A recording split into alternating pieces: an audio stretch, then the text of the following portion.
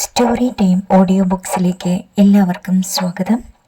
P Kesavadev എഴുതിയ അയൽക്കാർ, അധ്യായം 2.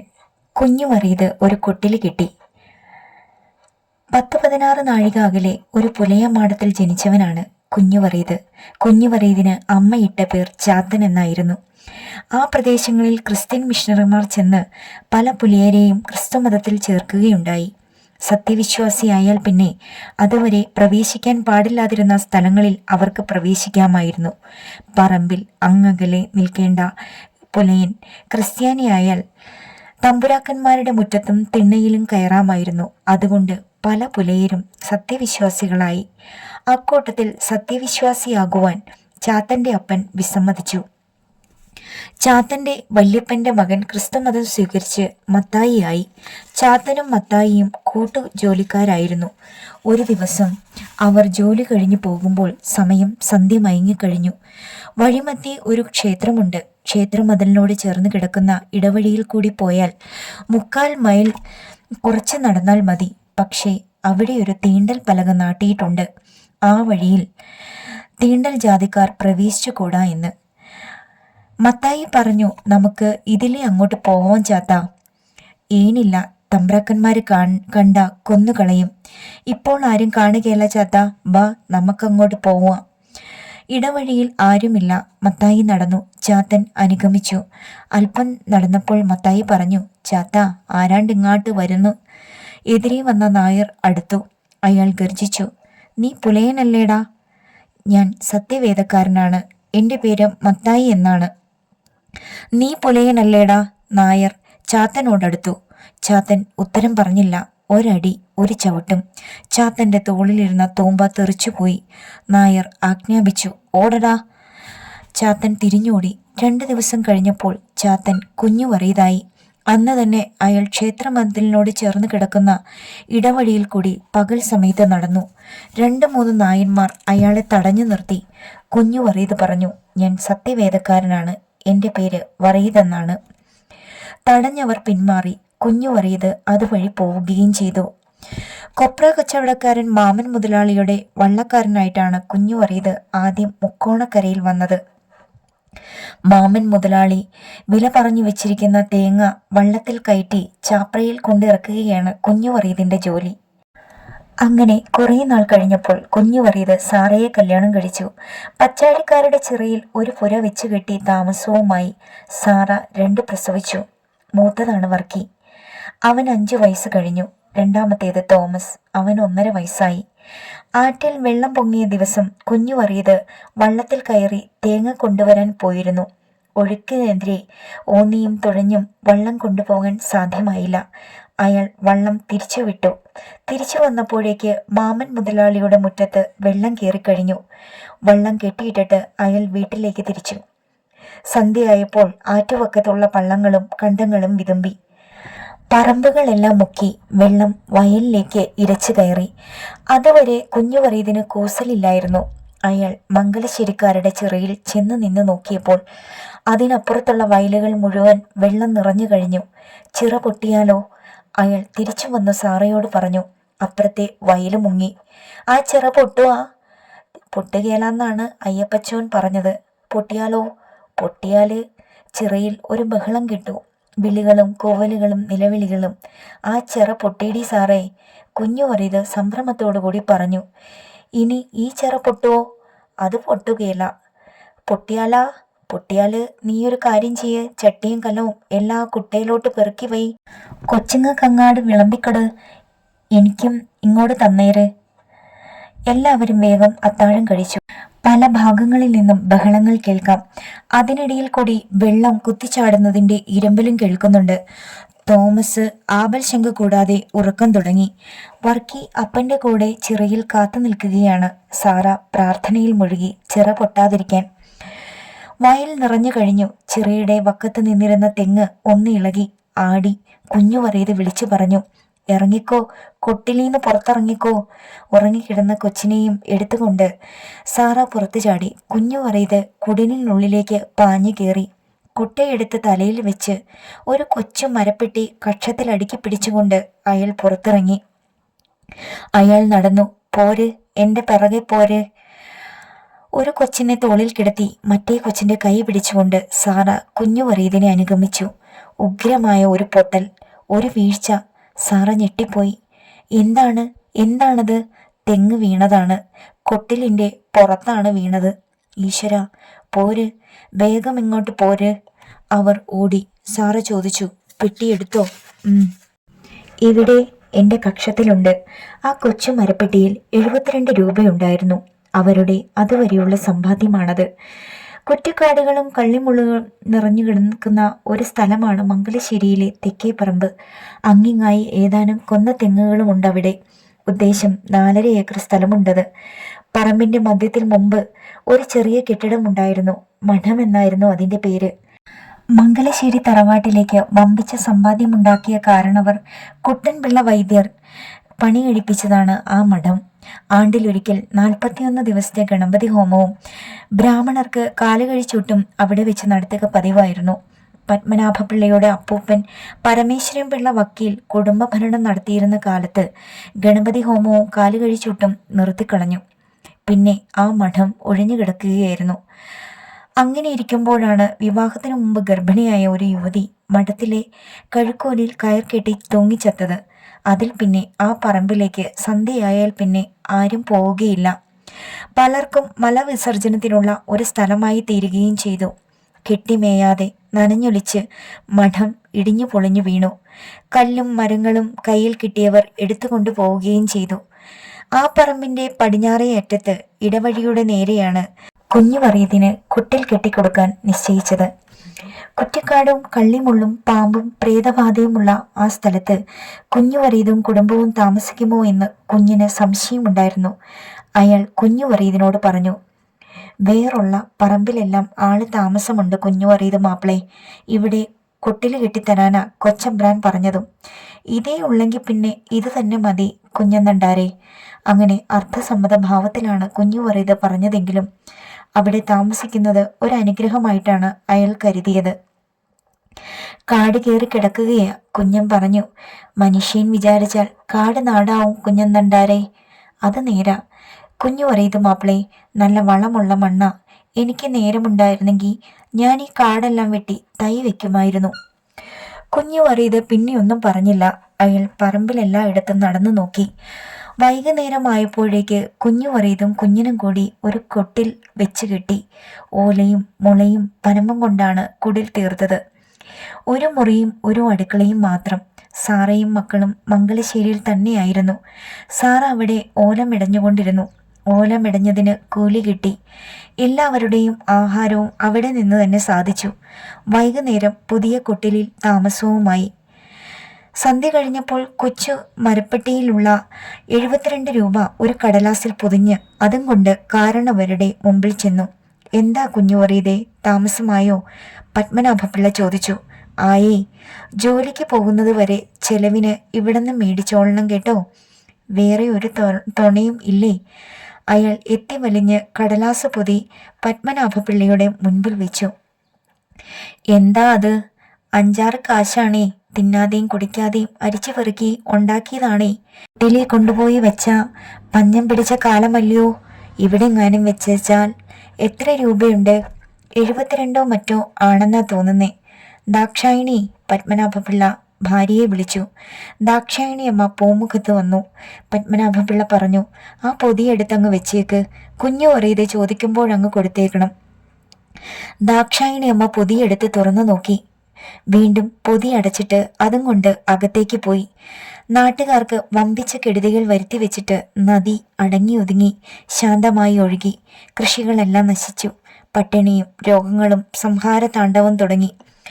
മംഗലശ്ശേരിയിലെ അറ കാലിയായിരുന്നു. വിത്തിനു വേണ്ടി മാറ്റിവെച്ചിരുന്ന നെല്ലും എടുത്ത് ചെലവാക്കി. പിന്നെ ചെലവിന് അരി വില കൊടുത്തു വാങ്ങാതെ നിവൃത്തിയില്ലെന്നായി. അരിക്ക് ക്രമാതീതമായി വിലയും വർദ്ധിച്ചു. കൈവശമുണ്ടായിരുന്ന പണമെല്ലാം തീരുകയാൽ പത്മനാഭപിള്ള കാരണവർ വിഷമത്തിലായി. കുഞ്ഞനാണ് കാളവണ്ടിയും കൊണ്ട് പട്ടണത്തിൽ പോയി അരിയും സാമാനങ്ങളും കൊണ്ടുവരുന്നത്. ഒരു ദിവസം കുഞ്ഞൻ വണ്ടിയിൽ കാളകളെ കെട്ടി തയ്യാറായി നിൽക്കുകയാണ്. പത്മനാഭപിള്ള കാരണവർ പറഞ്ഞു, കുഞ്ഞാ, പണമൊന്നുമില്ലല്ലോ, എന്തു ചെയ്യും? മംഗലശ്ശേരിക്കാണെന്ന് പറഞ്ഞാൽ കാതരു മുതലാളി എന്തു വേണമെങ്കിലും തരും. പണം പിന്നെ അങ്ങ് കൊടുത്തേച്ചാ മതി.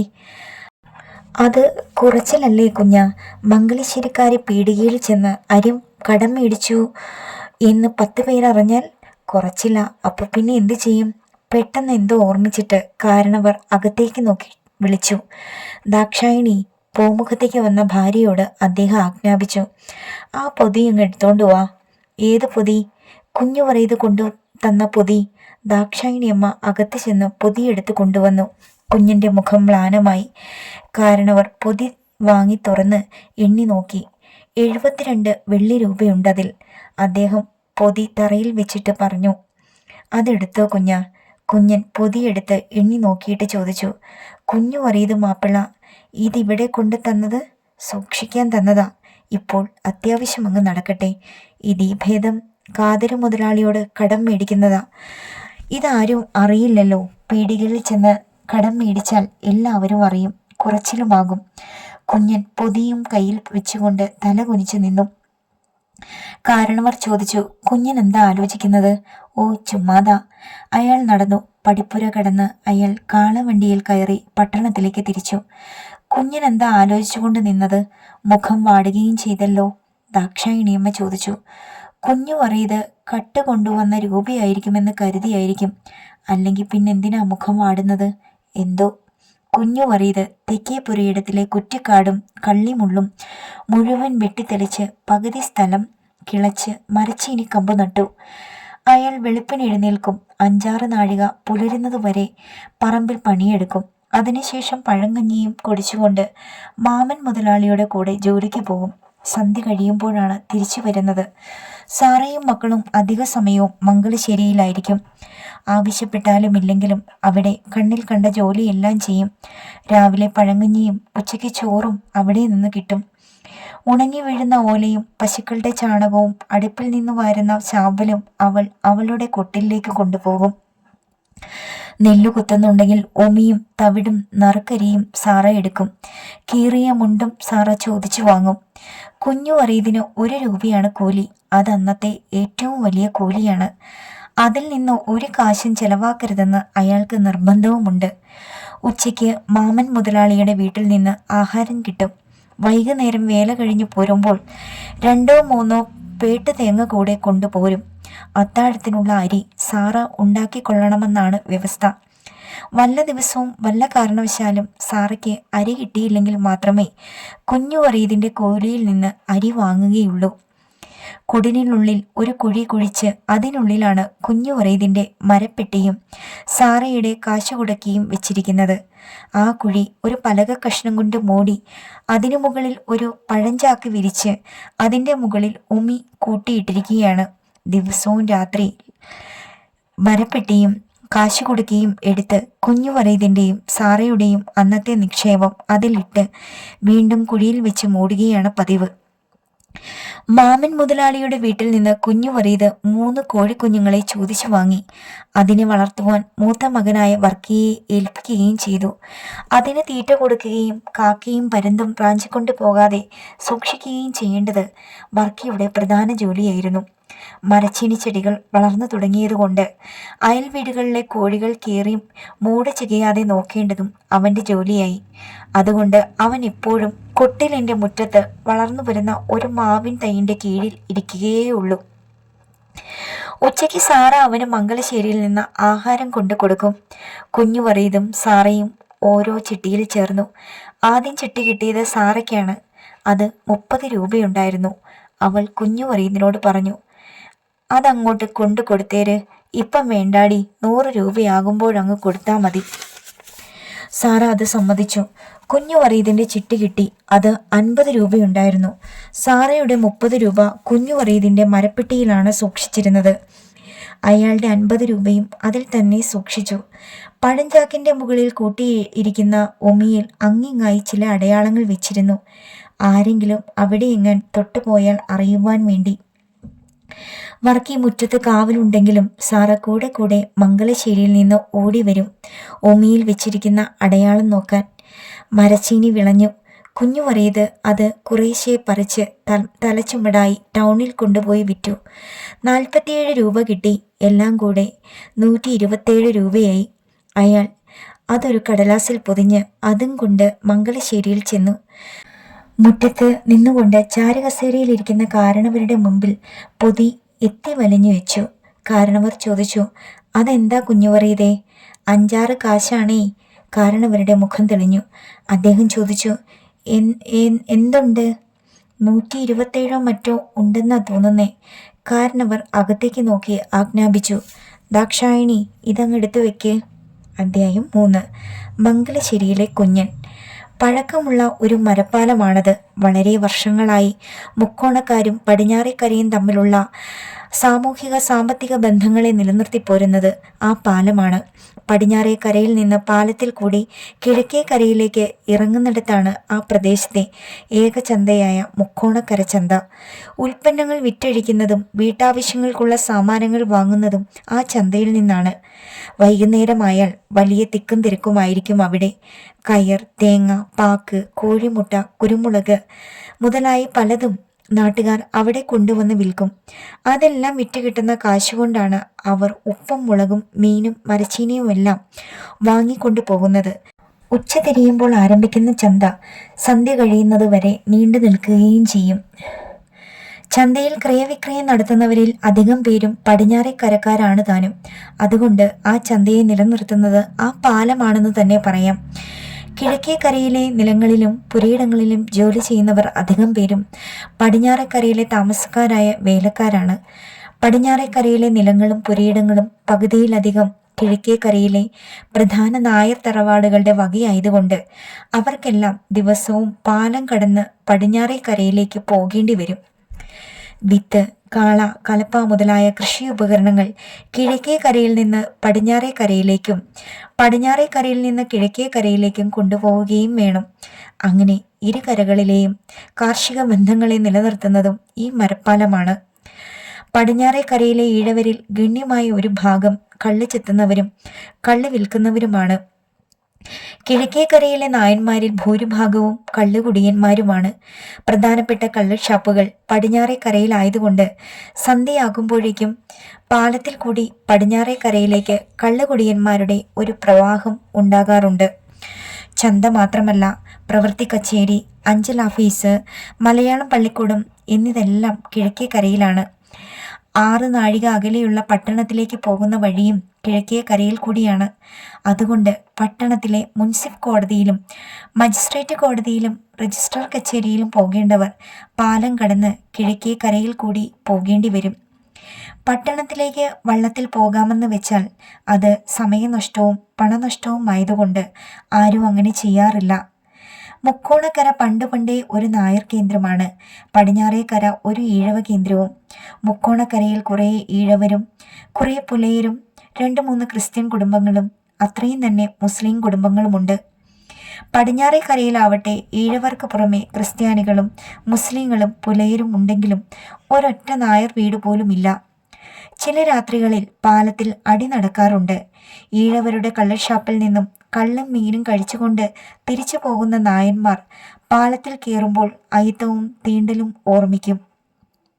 ഇരുട്ടത്ത് എതിരെ വന്ന് പാലത്തിൽ കയറുന്ന പുലയരെയും ഈഴവരെയും തീണ്ടിയെന്നും തൊട്ടെന്നും പറഞ്ഞ് നായന്മാർ അടിക്കും. അടികൊള്ളുന്നവർ തിരിച്ചടിക്കുക പതിവില്ല. ആരോടും പരാതിപ്പെടാറുമില്ല. പരാതിപ്പെട്ടാൽ കേൾക്കാൻ ആരും തയ്യാറാവുകയുമില്ല. ചിലർ ചിലപ്പോൾ തിരിച്ചടിച്ചിട്ടുണ്ട്.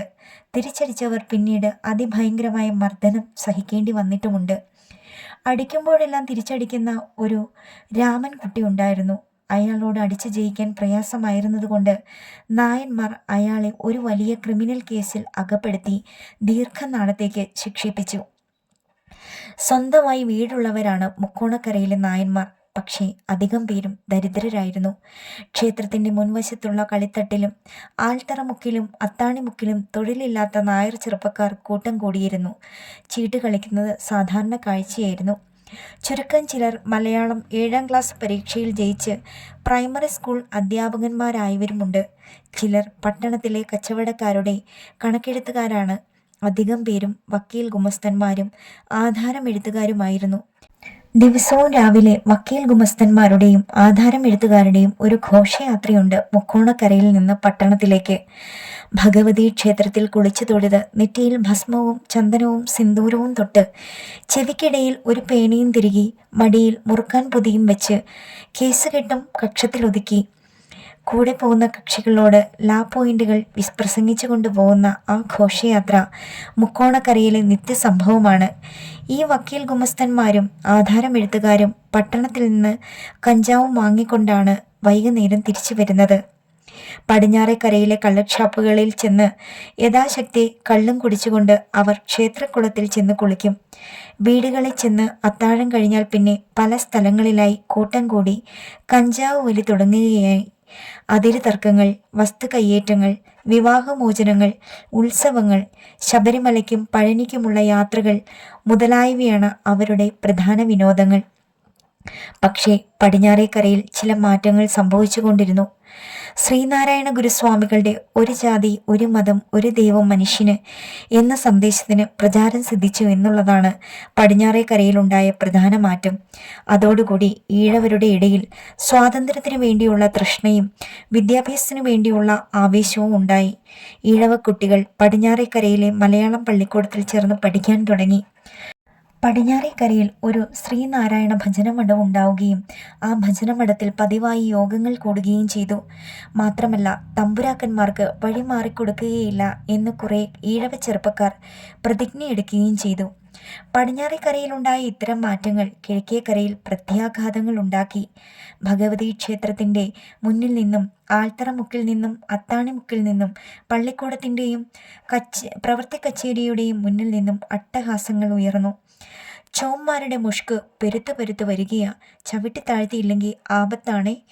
കുട്ടിത്തലയും ഇഞ്ചത്തലയും ചതയ്ക്കണമെന്ന കാരണവന്മാർ പറഞ്ഞിരിക്കുന്നത്. ചതച്ചാലേ ഗുണമുള്ളൂ. കുട്ടികൾക്ക് സ്വാമിയുണ്ടെന്ന്. ആ സ്വാമിയാ ഈ കുഴപ്പമെല്ലാം ഉണ്ടാക്കുന്നത്. ചോപ്പിള്ളേരിപ്പം പള്ളിക്കൂടത്തിൽ കയറി. നായർ പിള്ളേരുടെ കൂടെ ഇരുന്ന് പഠിച്ചു തുടങ്ങിയില്ലയോ? ഇനി അവർ പറയും നമ്മുടെ അമ്പലത്തിൽ കയറണമെന്ന്. അങ്ങനെ പലരും പലതും പറഞ്ഞു. പച്ചാഴിക്കാരാണ് ഈ അട്ടഹാസങ്ങൾക്ക് നേതൃത്വം കൊടുത്തത്. പക്ഷേ കിഴക്കേക്കരയിലെ അട്ടഹാസങ്ങൾ പടിഞ്ഞാറേക്കരയിൽ ശക്തിയായ പ്രതിധ്വനികളുണ്ടാക്കി. തമ്പുരാക്കന്മാർക്ക് വഴിമാറി കൊടുക്കരുതടാ, വഴിമാറുന്നവൻ പട്ടിയാ പട്ടി. ഏത് തമ്പുരാനാടാ? വെടലകളെ തമ്പുരാനെന്ന് വിളിക്കുന്നവൻ കഴുതിയാണടാ കഴുത. ഒരു വെടല ചത്ത അത്രയും കുറച്ച് വഴിമാറിയാൽ മതി. വെടലകളെ എല്ലാം വെട്ടണം, വെട്ടി കഷ്ണമാക്കണം, എന്നാലേ രക്ഷയുള്ളൂ. അക്കാലത്താണ് പ്രസിദ്ധരായ 2 ചട്ടമ്പികൾ രംഗപ്രവേശം ചെയ്തത്. കർത്താവ് ചട്ടമ്പിയും കുട്ടൻ ചട്ടമ്പിയും. കർത്താവ് ചട്ടമ്പിക്ക് നായന്മാരുടെയും കുട്ടൻ ചട്ടമ്പിക്ക് ഈഴവരുടെയും പിന്തുണ ഉണ്ടായിരുന്നു. കർത്താവ് ചട്ടമ്പി പാലത്തിൽ കയറി നിന്നലറും. കൊട്ടിത്തലയെല്ലാം ചതയ്ക്കുമെടാ ചതയ്ക്കും. കുട്ടൻ ചട്ടമ്പിയും പാലത്തിൽ കയറി നിന്ന് അട്ടഹസിക്കും. വെടലകളെയെല്ലാം അരിയുമെടാ അരിയും. 2 ചട്ടമ്പിമാരും പല പല അക്രമങ്ങൾ ചെയ്യാറുണ്ടെങ്കിലും നേരിട്ട് ഏറ്റുമുട്ടിയിരുന്നില്ല. അക്കാലത്താണ് കുഞ്ഞൻ മംഗലശ്ശേരിയിൽ ചെന്ന് കൂടിയത്. പടിഞ്ഞാറേക്കരയിലെ ഒരു പാവപ്പെട്ട വേലക്കാരൻ്റെ മകനാണ് കുഞ്ഞൻ. അയാളുടെ അച്ഛൻ പൊക്കമേറിയ ഒരു ആഞ്ഞിലി മരത്തിൻ്റെ മുകളിൽ നിന്ന് കാല് തെറ്റി വീണ് അപ്പോൾ തന്നെ മരിച്ചുപോയി. ക്ഷയരോഗിയായിരുന്ന അമ്മയും മരിച്ചു. ഒരു ചേട്ടൻ ഉണ്ടായിരുന്നത് നാട് വിട്ട് എവിടെയോ പോയി. ഒടുവിൽ നിരാധാരനായ കുഞ്ഞൻ എങ്ങോട്ടെന്നില്ലാതെ യാത്ര തിരിച്ചു. അന്ന് അവന് 14 വയസ്സ് പ്രായമുണ്ടായിരുന്നു. അവൻ പാലം കടന്ന് ചന്തയിൽ ചെന്നു. ഒരു ചായക്കടയുടെ മുൻപിൽ കുറേ നേരം നിന്നപ്പോൾ ആ ചായക്കടക്കാരൻ ഒരു ഉണങ്ങിയ ദോശ എടുത്തു കൊടുത്തു. ആ ദോശയും തിന്ന് കുറേ പച്ചവെള്ളവും കുടിച്ചുകൊണ്ട് അവൻ നടന്നു. മംഗലശ്ശേരിയുടെ പടിപ്പുരയുടെ നേരെ എത്തിയപ്പോൾ അവൻ അകത്തേക്ക് എത്തി നോക്കി. വീടിൻ്റെ പിറകിൽ എന്തോ ഒരു ബഹളം. അവൻ അകത്തേക്ക് കയറി ചെന്നു. തെക്കേ മുറ്റത്ത് കൂടി അവൻ പടിഞ്ഞാറേ മുറ്റത്ത് ചെന്നു. കുഞ്ഞു ലക്ഷ്മി അമ്മയും അടുക്കളക്കാരിയും കൂടി കയർ പൊട്ടിച്ചോടുന്ന ഒരു പശുവിനെ പിടിച്ചു കെട്ടാൻ ശ്രമിക്കുകയാണ്. പറമ്പിൽ നട്ടുപിടിപ്പിച്ചിരുന്ന പലതും ചവിട്ടി മെതിച്ചുകൊണ്ടാണ് പശുവിൻ്റെ ഓട്ടം. കുഞ്ഞൻ പശുവിൻ്റെ പിറകെ ഓടി. കൂസലെന്നെ അവൻ പശുവിൻ്റെ കൊമ്പിൽ പിടികൂടി. പശുവിനെ ബലമായി അമർത്തി നിർത്തിക്കൊണ്ട് അവൻ കയർ കയർ എന്ന് വിളിച്ചു. കുഞ്ഞു ലക്ഷ്മി അമ്മ കയർ എറിഞ്ഞു കൊടുത്തു. കുഞ്ഞൻ പശുവിനെ കെട്ടുകയും ചെയ്തു. കുഞ്ഞു ലക്ഷ്മിയമ്മ കൃതജ്ഞതയോടും വാത്സല്യത്തോടും കൂടി അവനെ നോക്കി നിന്നു. അവർ ചോദിച്ചു, നീ എവിടെ ഉള്ളതാടാ? പടിഞ്ഞാറേക്കര ഉള്ളതാ? നീ ചോവനല്ലേ? അതെ. ഇങ്ങോട്ട് കയറി വരാൻ നിന്നോട് ആര് പറഞ്ഞു? ആരും പറഞ്ഞില്ല. ഇവിടുത്തെ മുറ്റത്ത് ചോവന്മാർക്ക് കയറാൻ പാടില്ലെന്ന് നിനക്ക് അറിഞ്ഞുകൂടെ? അറിഞ്ഞൂടാ. കുഞ്ഞു ലക്ഷ്മിയമ്മ മന്ദഹസിച്ചു. അവന്റെ നിർദോഷത അവരുടെ ഹൃദയം കവർന്നു. അവർ ചോദിച്ചു, നീ എവിടെ പോകുന്നു? എവിടേക്കെങ്കിലും. നിനക്ക് അമ്മയും അച്ഛനും ഒന്നുമില്ലേ? ഇല്ല, ചത്തുപോയി. എന്നാ നീ ഇവിടെ നിന്നോളാമോ? നിൽക്കാം. അങ്ങനെയാണ് കുഞ്ഞൻ മംഗലശ്ശേരിയിൽ താമസമായത്. കുഞ്ഞൻ പശുവിനെ പിടിച്ചു കെട്ടിയ കഥ കുഞ്ഞു ലക്ഷ്മിയമ്മ ഭർത്താവായ പരമേശ്വരൻ പിള്ള വക്കീലിനോട് പറഞ്ഞു. അദ്ദേഹത്തിനും കുഞ്ഞനെ ഇഷ്ടമായി. കന്നുകാലികളെ മേയ്ക്കാനും വീട്ടുവളപ്പിലെ കൃഷിക്കാര്യങ്ങൾ നോക്കാനും കുഞ്ഞനെ ചുമതലപ്പെടുത്തുകയും ചെയ്തു. അന്ന് കുഞ്ഞു ലക്ഷ്മി അമ്മയുടെ മൂത്ത മകൻ ഗോപാലപിള്ളയ്ക്ക് 15 വയസ്സും ഭാസ്കരപിള്ളയ്ക്ക് 13 വയസ്സും ഭാഗീരഥി അമ്മയ്ക്ക് 11 വയസ്സും ആയിരുന്നു പ്രായം. കുഞ്ഞൻ അവർ 3 പേരുടെയും തുണച്ചെറുക്കൻ കൂടിയായി. ഏത് കാര്യവും അവർ കുഞ്ഞിനോട് പറയുകയും ചെയ്യും. കുഞ്ഞിന് ഒരിക്കലും വെറുതെ ഇരിക്കുവാൻ സാധ്യമല്ല. രാവിലെ തന്നെ കന്നുകാലികളുടെ ശുശ്രൂഷകളും കൃഷിനോട്ടവും കഴിഞ്ഞാൽ പിന്നെ അവൻ വീട്ടിൽ എന്ത് ജോലി കണ്ടാലും ആരുടെയും ആജ്ഞയെയും നിർദ്ദേശങ്ങളെയും കാത്തു നിൽക്കാതെ ആ ജോലികൾ ചെയ്തു തുടങ്ങും. പറമ്പിലെങ്ങാൻ ഒരു ഓലമെടൽ വീണ് കിടന്നാൽ അതുടൻ എടുത്തുകൊണ്ടുവരും. വിറക് കീറിയിട്ടില്ലെങ്കിൽ കീറിയിടും. നെല്ലുണങ്ങാൻ ഇട്ടിരുന്നാൽ അടുത്തെങ്ങും കാക്ക വന്നിരിക്കാൻ അവൻ സമ്മതിക്കുകയില്ല. കാച്ചിലിനും കിഴങ്ങിനുമെല്ലാം ഏറ്റം കിട്ടും. ചാണകവും ചാരവും ചവറുമെല്ലാം വളക്കുഴിയിൽ കൊണ്ടുപോയി ഇടും. അതിനിടയിൽ ഭാഗീരഥിക്ക് പൂ പറിച്ചു കൊടുക്കും. ഭാസ്കരന് പന്ത് തട്ടിക്കൊടുക്കും. അടുക്കളയിൽ ജീരകമോ കടുകോ തീർന്നു പോയാൽ ചന്തയിൽ ഓടിപ്പോയി മേടിച്ചു കൊണ്ടുവരും. പക്ഷേ കുഞ്ഞൻ ജോലി ചെയ്യുമ്പോൾ മറ്റാരും അതിൽ ഇടപെടുന്നതും ശാസിക്കുന്നതും അവൻ ഇഷ്ടമല്ല.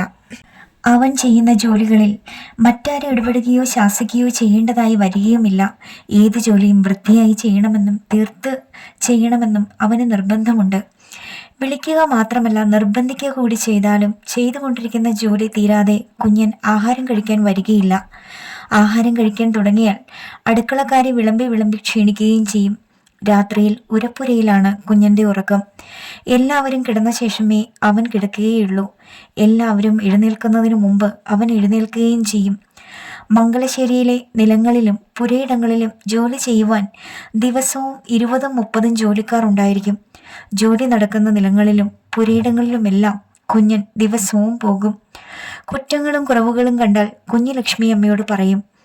ആ കുറ്റങ്ങൾക്കും കുറവുകൾക്കും അവൻ്റേതായിട്ടുള്ള പരിഹാര മാർഗങ്ങളും അവൻ നിർദ്ദേശിക്കുക പതിവാണ്. കുഞ്ഞൻ്റെ നിർദ്ദേശങ്ങളെ കുഞ്ഞു ലക്ഷ്മിയമ്മ ഭർത്താവിൻ്റെ മുഖേന നടപ്പിലാക്കുകയും ചെയ്യും. അങ്ങനെ ക്രമേണ കുഞ്ഞൻ ജോലിക്കാർക്ക് പൊതുവെയും തലപ്പുലയനായ കണ്ടൻ പുലയന് പ്രത്യേകിച്ചും ഒരു ഭീഷണിയായി തീർന്നു. അങ്ങനെ വർഷങ്ങൾ 3-4 കഴിഞ്ഞു. കുഞ്ഞനില്ലാതെ മംഗലശ്ശേരിയിലെ ഒരു കാര്യവും നടക്കുകയില്ലെന്ന നിലയിലായി. കുഞ്ഞൻ്റെ നിർദ്ദേശങ്ങൾ ആജ്ഞകളായി പരിഗണിക്കപ്പെട്ടു തുടങ്ങി. നിലങ്ങളിലും പുരയിടങ്ങളിലും കൃഷി നടത്തുന്നത് കുഞ്ഞൻ്റെ നേരിട്ടുള്ള മേൽനോട്ടത്തിലായി. കണ്ടൻ പുലയൻ കുഞ്ഞൻ്റെ ആജ്ഞകൾ അനുസരിക്കാൻ നിർബന്ധിതനായി. കുഞ്ഞൻ മംഗലശ്ശേരിയിലെ ആരാണ്? നാട്ടുകാർ, വിശേഷിച്ച നായന്മാർ ആ ചോദ്യം ചോദിക്കുവാൻ തുടങ്ങി. വെറും ഒരു വേലക്കാരനാണോ? അല്ല. കാര്യസ്ഥനാണോ? അല്ല. ആശ്രിതനാണോ? അല്ല. പക്ഷെ അതെല്ലാമാണ്. അതിൽ കൂടുതലായി എന്തോ കൂടിയാണ്. കുഞ്ഞൻ ഒരു ഈഴവനാണല്ലോ. എന്നിട്ടും അയാൾക്ക് മംഗലശ്ശേരിയിലെ മുറ്റത്തും ഇറയത്തും പൂമുഖത്തും അറപ്പുരയിലും പ്രവേശനമുണ്ട്. മുറികളിലും അയാൾ പ്രവേശിക്കാറില്ലെന്ന് എങ്ങനെ അറിയാം? നായന്മാരുടെ പിറുവിറുപ്പുകൾ മുറുമുറുപ്പുകളായി തുടങ്ങി. അങ്ങനെ ഇരിക്കുമ്പോഴാണ് അവിടുത്തെ അടുക്കളക്കാരിയെ അവിടെ നിന്ന് പറഞ്ഞു വിട്ടത്. അതിനൊരു കാരണവുമുണ്ടായി. ഒരു ദിവസം കുഞ്ഞൻ എവിടെയോ പോയിട്ട് തിരിച്ചു വന്നപ്പോൾ അടുക്കളയിൽ തീ ആളിക്കത്തുന്നത് കണ്ട് അകത്തേക്ക് എത്തി നോക്കി. ക്രമാതീതമായി ആളിക്കത്തുന്ന തീയ് മേൽക്കൂരയിൽ എത്തിപ്പിടിക്കുമെന്ന നിലയിലായി. കുഞ്ഞൻ അടുക്കളയിൽ ചാടിക്കേറി തീക്കൊള്ളികളെല്ലാം വലിച്ചു പുറത്തിട്ട് വെള്ളം കോരിയഴിച്ച് തീ കെടുത്തുകയും ചെയ്തു. അപ്പോഴേക്ക് അടുക്കളക്കാരി എവിടെ നിന്നോ ഓടി വന്നു. കുഞ്ഞൻ അടുക്കളയിൽ നിൽക്കുന്നത് കണ്ട് അവൾ ഞെട്ടിപ്പോയി. അതികഠിനമായ അമർഷത്തോടുകൂടി അവൾ ചോദിച്ചു, ഭരിച്ച് അടുക്കളയിൽ കയറി ഭരണം തുടങ്ങിയോ? കുഞ്ഞൻ അതിനുത്തരം പറഞ്ഞില്ല. തുറച്ചൊന്ന് നോക്കിയിട്ട് അയാൾ അങ്ങ് പോവുകയും ചെയ്തു. ക്ഷേത്ര ദർശനത്തിന് പോയിരുന്ന കുഞ്ഞുലക്ഷ്മി അമ്മയും മക്കളും തിരിച്ചു വന്നപ്പോൾ അടുക്കളക്കാരി പറഞ്ഞു, അടുക്കളയിൽ ഇനി പുണ്യാഹം തളിച്ച് ശുദ്ധിയാക്കണം. അതെന്തിനാടി അടുക്കളയിൽ പുണ്യാഹം തളിക്കുന്നത്? കുഞ്ഞു ലക്ഷ്മിയമ്മ ചോദിച്ചു. എന്തിനാന്നോ? കുഞ്ഞൻ അടുക്കളയിൽ കയറി. അവൻ എന്തിനാ അടുക്കളയിൽ കയറിയത്? കുഞ്ഞു ലക്ഷ്മിയമ്മ അടുക്കളയുടെ വാതിൽക്കൽ ചെന്ന് അകത്തേക്ക് നോക്കി. അവർ ചോദിച്ചു. തീയെല്ലാം കുത്തിക്കെടുത്തി വെള്ളം കോരി ഒഴിച്ചതാരാ? അതാ പറഞ്ഞത് കുഞ്ഞൻ അടുക്കളയിൽ കയറിയെന്ന്. പടിഞ്ഞാറേ മുറ്റത്ത് നിന്നിരുന്ന കുഞ്ഞൻ വടക്കേ മുറ്റത്ത് വന്നു. അയാൾ പറഞ്ഞു, ഞാനിപ്പോഴങ്ങോട്ട് വന്നില്ലായിരുന്നെങ്കിൽ തറവാട് ചാരമായേനെ. അടുപ്പിൽ വിറക് കുത്തിക്കയറ്റി വെച്ചേച്ച് ഇടവഴിയിൽ ചെന്ന് നിന്നോണ്ട് ശൃംഗരിക്കുന്നു. താൻ കണ്ടോ ഞാൻ ശൃംഗരിക്കുന്നത്? പടിഞ്ഞാറേ വേലിയരികിൽ നിന്നോണ്ട് തുണ്ടിലെ പാച്ചുള്ളയോട് ചിരിക്കുന്നതും കളിക്കുന്നതും ഞാൻ കണ്ടില്ലെന്നാ വിചാരം? അതിന് താൻ എന്തിനാ അടുക്കളയിൽ കയറിയത്? താൻ ചോവനല്ലേ? ഞാൻ അടുക്കളയിൽ കയറിയത് എന്തിനാണെന്നും എൻ്റെ ജാതി എന്തെന്നുമെല്ലാം ചോദിക്കേണ്ടവരോട് ചോദിക്കുമ്പം ഞാൻ പറഞ്ഞോളാം. എന്നാൽ ചോവൻ കയറുന്ന അടുക്കളയിൽ അടുക്കളക്കാരിയായി നിൽക്കാൻ എനിക്ക് വയ്യ. എന്നാ ഇറങ്ങടി പുറത്ത്, കുഞ്ഞു ലക്ഷ്മിയമ്മ ഗർജിച്ചു. അവർ ഓടിച്ചെന്ന് 3 രൂപ എടുത്തുകൊണ്ടുവന്ന് അടുക്കളക്കാരിയുടെ കയ്യിൽ കൊടുത്തിട്ട് പറഞ്ഞു, ഇപ്പം തന്നെ ഇറങ്ങിക്കോ ഇവിടുന്ന്. തറവാട് ചുട്ട് ചാമ്പലാക്കാൻ വന്നവളാ നീ. കണ്ടവനോടെല്ലാം ചിരിക്കുകയും കളിക്കുകയും ചെയ്തേച്ച് ഒടുവിൽ ഇവിടുള്ളവരെ പഴികേൽപ്പിക്കാൻ മടിക്കാത്തവളാ നീ. ഇറങ്ങിക്കോ, ഇപ്പം തന്നെ ഇറങ്ങിക്കോ. അല്ലേലും മംഗലശ്ശേരിക്കാർക്ക് ചോന്മാരെയെ ഇഷ്ടം, നായന്മാരോട് ശത്രുതയാ. ഇങ്ങനെ പിറുപിറുത്തുകൊണ്ട് അടുക്കളക്കാരി അവിടെ നിന്ന് ഇറങ്ങിപ്പോയി. പാറു എന്നാണ് അവളുടെ പേര്. അവൾ എല്ലാ നായർ വീടുകളിലും നടന്നു പറഞ്ഞു മംഗലശ്ശേരിയിലെ അടുക്കള ജോലി ചെയ്യുന്നത് കുഞ്ഞനാണെന്ന്. ഭരണക്കാരനും കുഞ്ഞനാ. ഒരു പക്ഷേല് അവനെ കൊണ്ട് മോളെ സംബന്ധവും ചെയ്യൊക്കെയായിരിക്കും. നായന്മാരുടെ അമർഷം വർദ്ധിച്ചു. കുഞ്ഞൻ എന്ന ഈഴവനെ അടുക്കളയിൽ കയറ്റിയത് മാത്രമല്ല, കുഞ്ഞൻ അവിടുത്തെ ഭരണാധികാരി ആയത് മാത്രവുമല്ല, നായന്മാരിൽ ആരെയും ഭരണത്തിന് നിയോഗിക്കാത്തത് കൂടിയാണ് അവരുടെ അമർഷത്തിന്റെ അടിസ്ഥാനം. മംഗലശ്ശേരിക്കാരുടെ നിത്യശത്രുക്കളായ പച്ചാഴിക്കാർ മംഗലശ്ശേരിക്കാരെ കരയോഗത്തിൽ നിന്ന് ബഹിഷ്കരിക്കണമെന്ന പ്രചാരണം നടത്തി. പക്ഷേ എല്ലാ നായന്മാരോ അതിനോട് യോജിച്ചില്ല. കുഞ്ഞനെ മംഗലശ്ശേരിയിൽ നിന്ന് അടിച്ചിറക്കിയാൽ മതിയെന്നായിരുന്നു അവരുടെ അഭിപ്രായം. കുറെ നായന്മാർ കുഞ്ഞനെ തല്ലാൻ തയ്യാറാവുകയും ചെയ്തു. അതോടുകൂടി തന്നെ കുഞ്ഞനെ പുറത്താക്കണമെന്ന് പലരും പരമേശ്വരൻ പിള്ള വക്കീലിൻ്റെ അടുത്തും കുഞ്ഞു ലക്ഷ്മി അമ്മയുടെ അടുത്തും നിവേദനം നടത്തി. പരമേശ്വരൻ പിള്ള ഖണ്ഡിതമായി പറഞ്ഞു, കുഞ്ഞൻ ചോവനായാലും മാപ്പിളയായാലും പൊലയനായാലും അവനെ ഇവിടുന്ന് പുറത്താക്കുകയില്ല. അവനൊരു കുറ്റവും ചെയ്തിട്ടുമില്ല. ഈ തറവാട് വെന്ത് വെണ്ണീറാവാതെ രക്ഷിച്ചതിനാണോ അവനെ പിടിച്ച് പുറത്താക്കുന്നത്? കുഞ്ഞു ലക്ഷ്മിയമ്മ ദൃഢസ്വരത്തിൽ പറഞ്ഞു. കുഞ്ഞൻ ഇവിടത്തെയാ. അവനെ ഇവിടുന്ന് കളഞ്ഞേച്ച് ഇങ്ങോട്ട് കയറാമെന്നാരും വിചാരിക്കുകയും വേണ്ട. അങ്ങനെ നിവേദകരെല്ലാം നിരാശരായി തിരിച്ചുപോയി. അതിൽ പിന്നെയാണ് കുഞ്ഞനെ തല്ലുമെന്നൊരു ഭീഷണി മുഴങ്ങിയത്. അത് കേട്ട് പരമേശ്വരൻ പിള്ള വക്കീൽ പറഞ്ഞു, കുഞ്ഞനെ തല്ലാൻ വരുന്നവർ വീട്ടിൽ നിന്ന് യാത്രയും ചോദിച്ചോണ്ട് പോരണേ. കുഞ്ഞു ലക്ഷ്മിയമ്മ പറഞ്ഞു, മംഗലശ്ശേരിക്കാരെ തല്ലാൻ വേണ്ടും വളർന്നവരുണ്ടോടാ ഈ നാട്ടില്? കുഞ്ഞൻ പറഞ്ഞു, വല്ലവനും വല്ലയിടത്തും കിടന്നു പറയുന്നതൊന്നും തമ്പ്രാനും തമ്പ്രാട്ടിയും കേൾക്കണ്ട. കുഞ്ഞനെ ആരും തല്ലത്തുമില്ല. തല്ലാൻ കൈ പൊങ്ങുന്നതിനു മുമ്പ് തല തെറിച്ച് ദൂരെ കിടക്കും. അതിൽ പിന്നെ കുഞ്ഞൻ എപ്പോഴും ഒരു വെട്ടകത്തെയും കക്ഷത്തിലടുക്കി പിടിച്ചുകൊണ്ടേ നടക്കുകയുള്ളൂ. കുഞ്ഞനെ ആരും തല്ലിയതുമില്ല. കുഞ്ഞു ലക്ഷ്മി അമ്മ മരിക്കുന്നതിനു മുമ്പ് മക്കൾക്ക് 2 ഉപദേശങ്ങൾ കൊടുത്തിരുന്നു. തറവാടിൻ്റെ മാനം കളയരുത്, കുഞ്ഞനെ വിട്ടുകളയരുത്. ഗോപാലപിള്ളയും ഭാസ്കരപിള്ളയും ഭഗീരഥയമ്മയുടെ ഭർത്താവായ നാരായണപിള്ള പ്രവർത്തിയാരും കുഞ്ഞുലക്ഷ്മി അമ്മയുടെ ഉപദേശത്തെ അക്ഷരം പ്രതി അനുസരിച്ചിരുന്നു. കുഞ്ഞിനെ കൊണ്ടൊരു കല്യാണം കഴിപ്പിക്കണമെന്നും അവർ ആഗ്രഹിച്ചു. പക്ഷേ കുഞ്ഞിന് അതിലൊന്നും അത്ര താല്പര്യമില്ല. അയാൾ പറയും, എനിക്ക് പെണ്ണും പെടക്കോഴിയും ഒന്നും വേണ്ട. കല്യാണം കഴിച്ചാൽ പിന്നെ അതൊരു തൊല്ലയാ.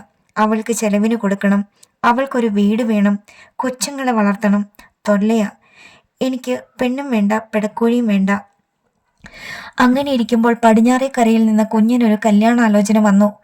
ഒരു പച്ചത്തൊണ്ട് വ്യാപാരിയായ പപ്പുവിൻ്റെ മകൾ കല്യാണിയാണ് പെണ്ണ്. കല്യാണിയുടെ മൂത്ത ആങ്ങളയായ കൊച്ചുകുട്ടൻ ഒരു ശ്രീനാരായണ ഭക്തനും ഐത്തോച്ചാടന പ്രവർത്തകനുമാണ്. കല്യാണാലോചനക്കാർ കുഞ്ഞിനോട് ആ കാര്യം പറഞ്ഞപ്പോൾ കുഞ്ഞൻ പറഞ്ഞു, എന്നോടെന്തിനാ ഇതെല്ലാം പറയുന്നേ? പറയാനുള്ളതെല്ലാം അങ്ങ് ചെന്ന് തമ്പ്രാനോടും തമ്പ്രാട്ടിയോടും പറഞ്ഞേച്ചാൽ മതി. ആലോചനക്കാർ മംഗലശ്ശേരിയിലെ പടിപ്പുരയിൽ ചെന്നു. അവർ പറഞ്ഞു, കുഞ്ഞിനൊരു കല്യാണാലോചനയും കൊണ്ട് വന്നതാണെന്ന്. അന്ന് ഭാഗീരഥിയമ്മ ആദ്യത്തെ പ്രസവം കഴിഞ്ഞ് 2ാമത് ഗർഭിണിയാണ്. ഭർത്താവിനോട് കൂടി അവരും പടിപ്പുരയിലേക്ക് ചെന്നു കുഞ്ഞിൻ്റെ കല്യാണാലോചനയിൽ പങ്കുകൊള്ളാൻ. ഭാഗീരഥിയമ്മ വാക്കുകൊടുക്കുകയും ചെയ്തു കല്യാണം നടത്താമെന്ന്. ആലോചനക്കാർ പോയി കഴിഞ്ഞപ്പോൾ അവർ കുഞ്ഞിനെ വിളിച്ചു പറഞ്ഞു, കുഞ്ഞിനൊരു കല്യാണാലോചന വന്നിരിക്കുന്നു. ഞാൻ പറഞ്ഞിട്ടില്ലയോ തമ്പ്രാട്ടി, എനിക്ക് പെണ്ണും പിടക്കോഴിയും ഒന്നും വേണ്ടാന്ന്. അവരെൻ്റെ അടുത്ത് വന്നതാ. വേണ്ടാന്ന് പറഞ്ഞു വിടുമെന്ന് കരുതിയ അവരെ ഞാൻ ഇങ്ങോട്ട് പറഞ്ഞു വിട്ടത്. തമ്പ്രാനും തമ്പ്രാട്ടിയും അവരോട് എന്ത് പറഞ്ഞു? കല്യാണം നടത്താമെന്ന് പറഞ്ഞു. അങ്ങനെ പറഞ്ഞോ? അങ്ങനെ പറഞ്ഞാൽ വാക്കു കൊടുത്തു പോയി. വാക്ക് കൊടുത്തെങ്കിൽ പിന്നെ അതങ്ങ് നടത്താതിരിക്കാൻ ഒക്കുമോ? കുഞ്ഞൻ പെണ്ണിനെ കണ്ടിട്ടുണ്ടോ? അതെന്തിനു തമ്പ്രാട്ടി പെണ്ണിനെ കാണുന്നത്? കല്യാണം അങ്ങ് നടത്തിയേച്ചാ പോരെ. ആ കല്യാണം നടന്നു. കല്യാണത്തിൻ്റെ തലേ ദിവസം ഒരു പ്രമാണം കുഞ്ഞിൻ്റെ കയ്യിൽ കൊടുത്തിട്ട് പറഞ്ഞു, വടക്കേ പറമ്പ് കുഞ്ഞിൻ്റെ വകയായിട്ട് അങ്ങ് തന്നിരിക്കുക. കല്യാണം കഴിഞ്ഞ് പെണ്ണിനെയും കൊണ്ടുവന്ന് കുഞ്ഞൻ അവിടെ താമസിച്ചോളണം. അവള് വേണമെങ്കിൽ ഇവിടെ താമസിച്ചോട്ടെ. കുഞ്ഞിൻ്റെ താമസം ഇവിടെയാ. 2 ഏക്കറിലധികം വിസ്താരമുള്ള ഒരു തെങ്ങിൻ തോപ്പാണ് വടക്കേ പറമ്പ്. അതിൽ ഒരു കൊച്ചു പുരയുണ്ട്. മംഗലശ്ശേരിയിലെ കുട്ടൻപിള്ള വൈദ്യരുടെ കാലത്ത് മരുന്നുകൾ ഉണ്ടാക്കുവാനാണ് ആ പുര ഉപയോഗിച്ചിരുന്നത്. കൊച്ചു പുരയാണെങ്കിലും കല്ലും മരവും കൊണ്ടുണ്ടാക്കിയ ബലമുള്ള പുരയാണത്. പിന്നീടത് തേങ്ങാപ്പുരയായി ഉപയോഗിച്ചിരുന്നു. ആ കൊച്ചു വീട് തൂത്ത് വൃത്തിയാക്കി കുഞ്ഞനും കല്യാണിയും അവിടെ താമസമാക്കി. പക്ഷേ കുഞ്ഞൻ എപ്പോഴും മംഗലശ്ശേരിയിലായിരിക്കും. അവിടെ നിന്ന് തന്നെയാണ് അയാൾ ആഹാരം കഴിക്കുന്നതും. ജോലികളെല്ലാം കഴിഞ്ഞ് അർദ്ധരാത്രിയാവും കുഞ്ഞൻ വടക്കേ വീട്ടിൽ ചെല്ലുമ്പോൾ. അതുകൊണ്ട് കല്യാണിയും തെക്കേതിൽ ചെന്നിരിക്കും. അവളും അവിടെ നിന്ന് തന്നെ ആഹാരം കഴിക്കും. കല്യാണിക്ക് മുറ്റത്തും ഉരപ്പരയിലുമെല്ലാം പ്രവേശനമുണ്ട്. ചിലപ്പോൾ തിണ്ണയിലൊന്ന് കയറിയെന്നും വരാം. കുഞ്ഞനാകട്ടെ ആ വീട്ടിൽ പ്രവേശനമില്ലാത്തതായി ഒരിടവുമില്ല. കുഞ്ഞൻ മംഗലശ്ശേരിയിലേതാണ്. കല്യാണി കുഞ്ഞൻ്റെ ഭാര്യയാണെങ്കിലും ഈഴവത്തെയാണ്. ആ വ്യത്യാസം കല്യാണിയെ അസ്വസ്ഥയാക്കാതിരുന്നില്ല. അതിലും അധികമായി അവളെ അസ്വസ്ഥമാക്കിയത് കുഞ്ഞിൻ്റെ അവഗണനയാണ്. കുഞ്ഞിന് വിവാഹവും കുടുംബജീവിതവും പ്രശ്നങ്ങളല്ല. തമ്പുരാനും തമ്പുരാട്ടിയും നിശ്ചയിച്ചു. അവർ നിശ്ചയിച്ചതുകൊണ്ട് അയാൾ കല്യാണം കഴിച്ചു. അവർ ദാനം കൊടുത്ത വീട്ടിൽ അവളെ കൊണ്ടുവന്ന് താമസിപ്പിച്ചു. അവൾക്ക് വേണ്ടതെല്ലാം തമ്പുരാട്ടി കൊടുക്കുകയും ചെയ്യുന്നുണ്ട്. അർദ്ധരാത്രിക്ക് ശേഷം അയാൾ കല്യാണിയോട് കൂടി ശയിക്കുന്നുമുണ്ട്. പിന്നെന്തു വേണം? പക്ഷേ ഭാഗീരഥി അമ്മയ്ക്കറിയാം, അങ്ങനെ പോയാൽ ആ വിവാഹബന്ധം നീണ്ടു നിൽക്കുകയില്ലെന്ന്. അതുകൊണ്ട് അവർ കുഞ്ഞിനോട് പറഞ്ഞു, മേലിൽ അവിടെ നിന്ന് ആഹാരം കൊടുക്കുകയില്ലെന്ന്. വെച്ച് വിളമ്പി തരാനല്ലയോ കുഞ്ഞിനൊരു പെണ്ണിനെ കൊണ്ടുവന്നത്? ഞാൻ അവളോട് പറഞ്ഞോ തമ്പ്രാട്ടി, എനിക്ക് വെച്ച് വിളമ്പി തരണമെന്ന്? എന്നാൽ ഇനി കുഞ്ഞിൻ്റെ ഊണും കഞ്ഞികുടിയും എല്ലാം മങ്ങ് വടക്കേതില. അന്നു മുതൽ അരിയും സാമാനങ്ങളും എല്ലാം തെക്കേതിൽ നിന്ന് വടക്കേതിലേക്ക് കൊണ്ടുപോകും. കല്യാണി കുഞ്ഞിന് വെച്ച് വിളമ്പി കൊടുക്കും. ഭാഗീരഥിയമ്മ 3ാമത് പെറ്റുകിടക്കുമ്പോഴായിരുന്നു കല്യാണിയുടെ ആദ്യത്തെ പ്രസവം. കല്യാണി ആകെ 3 പ്രസവിച്ചു. 2 ആണും 1 പെണ്ണും.